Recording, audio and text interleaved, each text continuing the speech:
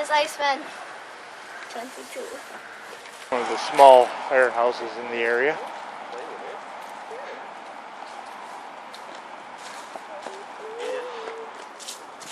If it's an open house, Office and sleeping quarters there. And if it's an open house, why is it not open? oh, it'll be open. It'll be open soon. Ooh, ladybug.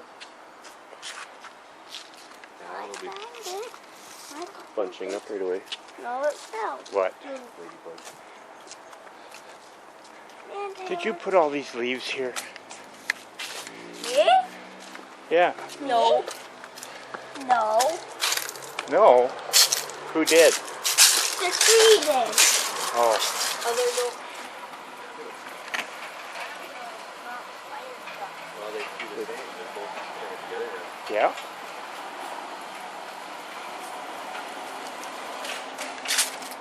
Hi. Hi, how are you? Good, how are you? Good. Coming to see some trucks or something? Yeah, apparently. Okay, well come on in. I've been a little busy, so the guys are all around. Hi guys, how you doing today? Yeah? You guys been to a Firehall before? No? Cool. Well, would you guys like to see the truck? Yeah. Alrighty.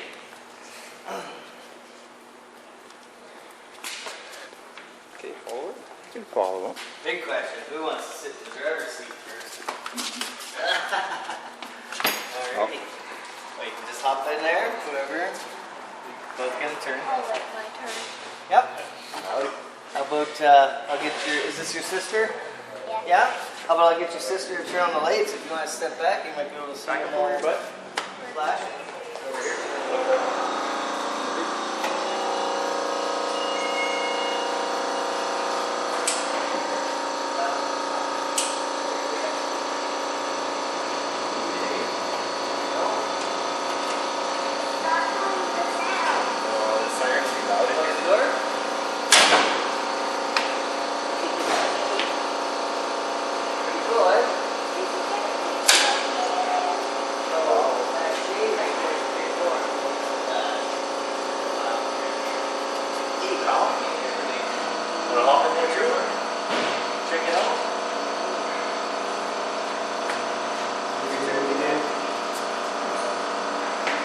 So, have you guys ever been to this Firehall before? Checked it out? No, never.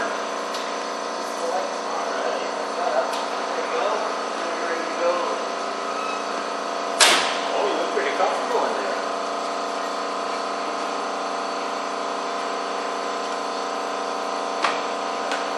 Lights ready to go. Seatbelt on. You could use an extra bottle. Awesome. Anything you guys want to see? Check out some of the tools. Particular, yeah. Check out some of the Oh, yeah. Right here we've got our pump panel. So on our truck we have a pool. Well, it's a big tank full of water. So in this truck we have, I believe it's 600 gallons, right? 600 imperial gallons. So that's when we get to a fire, we have enough water to start.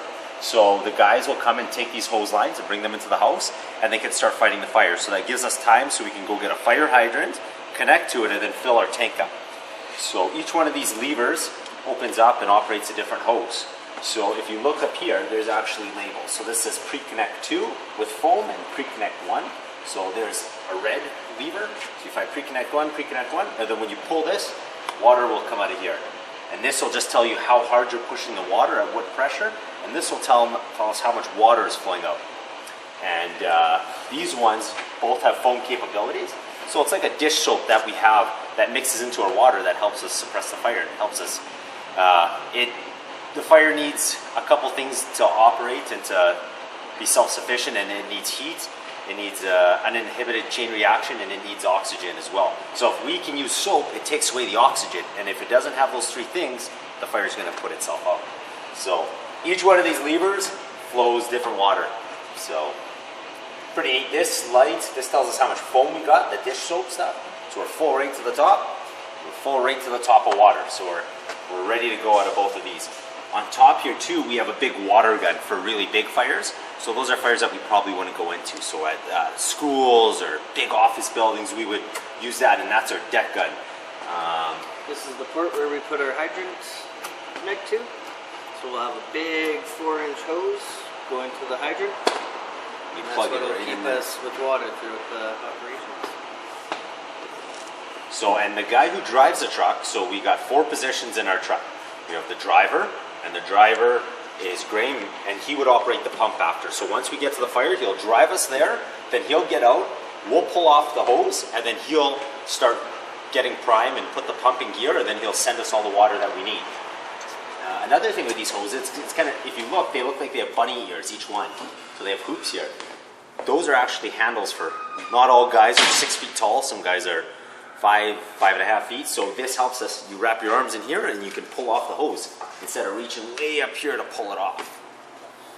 Up in this little hidden compartment, we got backboards and scoop stretchers. So those are for if people get hurt in, say, car accidents or they fall down, where we want to take spinal precautions to make sure like their neck isn't broken at all or their back. We like to keep them nice and straight, so we put them on a board that keeps them straight until they get to the hospital.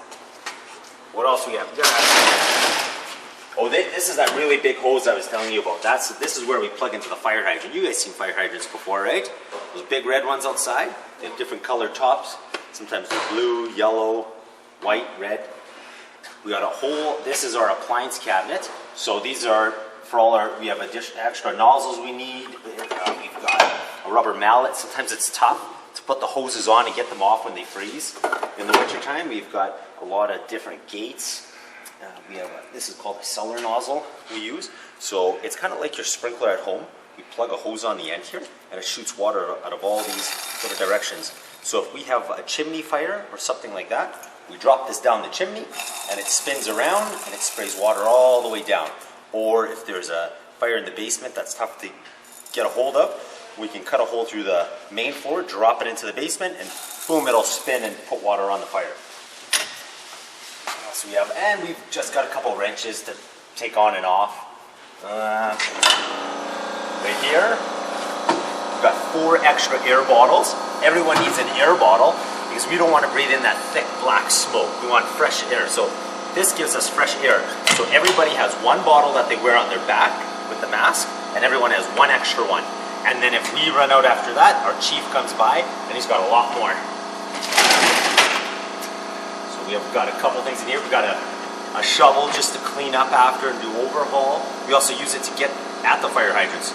Do you know sometimes when the guys shovel the snow on the streets, they hide the fire hydrants so we can't find them? But usually there's a long orange plastic stick that sticks out of the hydrants so we can help find them. And then if they're buried, it's a lot easier to use a shovel than it is our hands. So we'll use a shovel to get it out.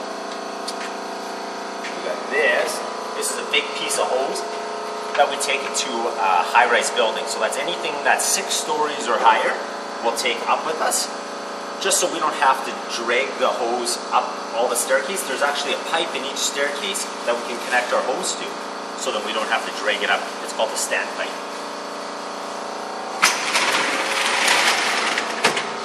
So now here we've got everyone will grab a tool when they come to the fire. This is one of our most popular tools. You guys know what we would use this for? What would we use this for? What do you think? For chopping down doors. That's right. Sometimes when there's fire, people aren't home, right? Or they can't get to the doors, so they're locked, right? So this will help us open up doors. It'll also help us open up walls. Sometimes the fire will get behind the wall, and we have to cut open the wall to get at it so it doesn't spread. Or to break windows, or to make purchase points. So we can use our axe for a number of things. We also have these big bolt cutters. You know what those are for? Same thing. Sometimes people will put a lock on their fence. We don't like jumping over fences. So usually we'll just cut the lock off with our big cutters. Or if somebody locks their garage or their house with a lock, then we can cut it off. We also have a number of pry bars, and we have, this is called a Kelly tool. So this is just for prying open doors. So we'll put one edge in like this, and usually we'll take a sledgehammer, we'll hit this side to force it in, and then we pull, and it'll pop the door open for us. So we also use this for prying open this one. This one we use, it's sometimes if there's a car accident or if there's a car on fire, we can use this to open up the hood of the car. Because it's usually crumpled pretty good, it'll help us bend it up and get it open. You guys want to hold that one? Is it light or heavy? It's not too bad, right? Let me see, is it heavy for you? Oh yeah, just a little bit. Just a little bit heavy. So these are all the different tools we have. So usually whenever we go to a fire or a car accident, everybody will grab one tool, sometimes two. If we're going to a high, tall building, usually we'll grab two. So we'll have a prying bar, somebody will have a prying bar or a rabbit tool to break open a door. Another guy will have a piece of hose and an axe. We usually all try and take different tools just in case we need them. It doesn't make sense if we take the same one and then we don't have a good prying. This is called our New York kit. So this is very similar to what I showed you with the prying bar. So this is called a Halligan bar. It's the same as that Kelly tool. So we can put this inside a door like this. And then we use the back of the axe as a sledge. And we use it to force the door open. So a lot of guys will take this, or we have a special rabbit tool that we'll use too. Each truck in the city has the same amount of hose. This is very thick hose that we use. It's 4-inch hose, but it's very large so we can get as much water as we can, as quick as possible. So we have 800 feet of hose. So usually in the city, all the fire hydrants are only 200 feet apart. So we should be good with 800 feet. The reason we have 800 instead of just 200 is sometimes we'll go to open up a fire hydrant in the wintertime, and guess what? What happens in the wintertime? Freeze. They freeze. And we go to get water, and the guys on the truck say, give us water, and we open the fire hydrant, and it's frozen. Frozen right, and we can't get it open. So that we have to go to the next one, and sometimes the next one. So sometimes you got to pull this a few hundred feet to find a fire hydrant that works, or one that's on this side. We have our 2.5-inch hose. So on the front, we have only 1.5 inches, which is like this. This is a little bit bigger. So this is a little bit tougher to control, but it'll give us a lot more water. So if we have a really big fire, and we're outside spraying water, we'll use this hose. If we have to go inside someone's house, we usually don't use this hose because it's very hard to maneuver around corners. It doesn't bend very good. Here we've got a whole bunch of different saws. We have something called a K12 saw and a chainsaw. So do you guys know why we might use these saws? We chop firewood with these saws. Chop firewood sometimes? We use this saw. Sometimes there's boarded up houses. Do you ever see when people move out, sometimes they board up a house or if it's been damaged? So sometimes there's boards on the windows and they're tough to get off. So sometimes it's quicker to cut a hole. So we'll use it to cut a hole, or sometimes in a house, a fire will get in the attic or get behind the walls. So we have to cut a hole to get at it. And here we just have a big extension cord that we have plugged into our truck. So we have lights on our truck, and we pull out that extension cord, it's hooked up to a generator, and then we can get lights. Because lots of fires usually happen late at night, and it's tough to see. So it's always safer for us if we turn on the lights and take a peek. You guys know what those are up there? Yeah. And why do we have those? Get on the roof. Exactly, get on the roof. Sometimes, do you guys ever do fire drills in your house? If there's a fire in your house, say in your hallway, you guys know what to do, right? If you hear that smoke detector going beep, beep, beep, right? You feel your door, you go to your door before you open it, you feel it, and if it's hot, you don't open it, right? Because that means that fire is sitting on the other side. If it's cold, you can open it up and take a little peek. And if it's safe to go, you can crawl on your hands and knees and go outside. But if it's not, you have to open up your window or go in your window, turn on your lights so we can see you, and you wave to us. You say, firefighters over here, over here. Then we'll use a ladder, and instead of taking you down the stairs where there may be fire and smoke, we'll just take you out the window. It's funner. You know what these things are? Yeah. And do you know what we use those fans for? Well, exactly. Well, we use this for positive pressure ventilation. So if there's a fire in a house, there's usually lots of thick black smoke. So when you see a house on fire, you see lots of smoke coming from the windows and the doors. So before anybody goes in, we bring a fan. That's the first thing. Sometimes even before we bring the hose, we'll bring a fan. And we'll bring it, and we'll open the door to the house, we'll turn on the fan, and we'll break open a window at the back of the house. And the fan pushes all of the hot smoke out the back window. And we wait for a couple seconds, and then when we go in, we don't have to crawl on our hands and knees anymore. Now we can see where we're going. It's not as hot, it's not as dangerous, and then it helps us find the fire. If we don't use the fan, we have to crawl around and we have to guess where the fire is. You have to try and guess where the smoke is. And usually, the smoke is so thick that it's pretty much like covering your eyes and going into somebody's home that you've never. So sometimes they have furniture all over the place, or they could be hoarders, so it's hard. So these fans help us push all the smoke out of the house, and then we can find the fire right away. We can find anybody who's stuck and hurt right away, and we can get the job done a lot quicker because most of the heat is in the smoke, and most fatalities are caused by smoke, not the fire. So, and we got a couple lights for outside. We have this is called a pike pole. We put this point, we stab it in the ceiling, and then this hook, we turn it, and then with the handle, we pull it down, and it pulls all the ceiling down. And we'll do that if there's fire in the ceiling. So we have a special camera. It's a thermal imager camera. So we'll shine the camera around, and the camera will actually tell us where the fire is. So if the fire got behind the walls or in the floor or in the ceiling where we can't see it, all we have to do is shine our camera around, and then we find it, we cut a hole, we spray it with water, and then we keep going. We've got life jackets and throw balls in case somebody's in the river or in a pond or something. Everyone puts on a life jacket, and we bring throw balls, and we have a water rescue team that will come if we get there before them, just so we can start it off. These things, fire extinguishers, we got 3 different kinds. You guys must have those in your schools, right? In your daycares or schools. Yeah, sometimes at home in your kitchen. It's just the back side of the pump panel. So we can hook up all of our different hoses here. This is how we get the ladders down. We turn this on, press down, and the ladders curve down with a hydraulic arm so that we can get them up. Yeah, they're way up at the top, but they're hard to get down up there. You betcha those are. So if you see if you got the power on, so you see the ladders will come down. But I'm going to keep them up just because they're fun movements. A yellow one, and a red one. Do you know who gets the red one? The captain and the lieutenants get the red helmets, and the chief gets the white ones.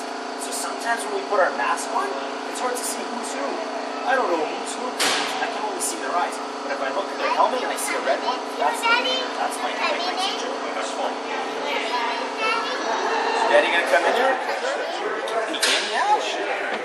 So we got these things. Oh, sit back. Sit back. There we go. Okay. So this is how we put our air tank on. So we put these straps on, we buckle them up, and this will tell us how much air you have left in your tank. Yeah. This is your mask to put on. I'll just show you this one, just because it can be. So everyone gets a special mask to put on. Everyone has their own that fits their face, because everyone's face is a little bit different. And in here, there's this thing right here actually has lights inside. And these lights tell us how much air is in our tank. So if we see 4 green lights, it's full. If we only see 3, it's only 3/4. If we see 2 lights, they'll turn yellow, telling us it's almost time to get out. Do you know how long our air tanks last? Most of the time, they last 45 minutes. If you're in really good shape, sometimes it'll last an hour or more. If you're not in very good shape, sometimes it'll last less than 45 minutes. But we also got a flashlight, because it's usually smoke is very dark, right? And it's hard to see. Yeah, you got a flashlight at home? Yeah? We do too, but I don't think it's that kind. Not that kind. This is a heavy duty one. It's heavy. We can drop it, we can get it wet. It's pretty indestructible. Now, I got a special camera here. Remember the camera that I told you if there's a fire behind the wall, we can find it? So this is called our thermal imaging camera. So it detects heat. So I'm going to turn this on. You guys look outside at your parents. Now, can you see? Look. Oh, his face is white. Oh, he's waving. But he's white. That means he's hotter. Now, look at his shirt. Oh. And look at your dad's shirt. Look. It's darker. But look when we shine it up at his face. Oh, it's nice and white. Now you guys, look at the ground here. Okay, let's see if we can find my hand. You guys see my hand? Okay, I'm gonna look at my hand. Do you see my hand on the floor? Okay, I'm gonna keep my hand there. Now, Look at it very closely because I'm going to take my hand away and tell me what happened. Look at this one. Okay, I'm going to take my hand away and look, my hand's still on the floor because the heat transferred from my hand onto the floor. And even though my hand is gone, my print will still stay there. I'm looking at the fire So truck. if you look, you'll see my hand up there. See? I'm looking at the fire truck. And then I'll take it away. Daddy. Oh, that one didn't work as good. I'm looking But at this the will help fire us find heat. Daddy, So I'm looking if at we're the crawling fire around in a truck. fire, what do you think is going to be the whitest? A fire is going to be the whitest. Wow, look at everybody outside. Everyone's white. And see the green button in the middle, the cross? That tells us how hot everybody is. Wow. And there's a gauge on the side. So if they're very hot, this bar is going to go right up to 1200 degrees. If they're cold like they are right now, go down to about... Yeah? So I'm gonna be okay. Now we also have a cardiac monitor. So this will take a picture of your heart. So sometimes people will have chest pain or they think they might be having a heart attack. So we have a special device here that lets us take pictures of people's hearts. We also have oxygen on the other side if people aren't feeling very well. We have band-aids in case people get hurt. We have medicine to give them if they're not feeling well. Because on every fire truck, there's a paramedic that can come and help you. What could we have hiding in here? Same thing that we've got everywhere else. Hose! But this one's pre-connected onto our truck, and it's rubber, so it's very easy to clean, and we don't have to hang it up. And this one is, it's called our trash line, so we'll use this one for small fires. So if there's a little bush fire that's close by, we can use this, a garbage can fire. We don't usually use it for a car fire, but we could if we needed to. And it's already connected into the truck, so all of the driver has to do is open the water tank to his pump and pull the lever, and boom, you'll have water. We got a couple big horns too, in case we're driving in traffic and we need people to move out of the way. We got all of our flashing lights to tell everybody, and we've got a siren in the morning.